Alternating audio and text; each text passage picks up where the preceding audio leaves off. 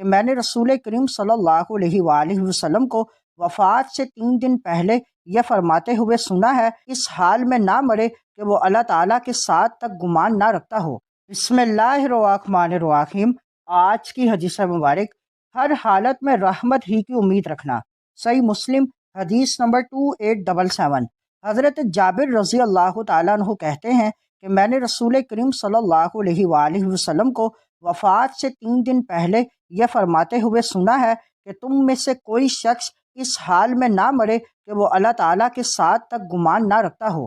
اس حدیث مبارک سے یہ معلوم ہوا کہ ہر مسلمان کو اللہ تعالیٰ کے فضل اور بخشش پر کامل اعتقاد اور اس کے وعدہ رحم اور کرم پر اعتقاد رکھنا چاہیے، اور ہمہ وقت اس کے کرم اور اس کی رحمت کا امیدوار رہنا چاہیے۔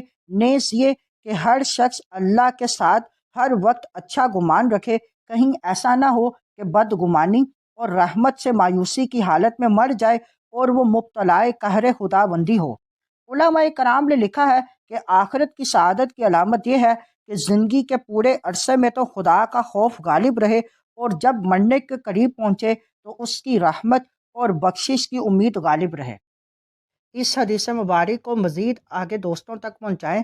مزید معلومات کے لیے ہمارے چینل کو لائک اینڈ سبسکرائب کریں۔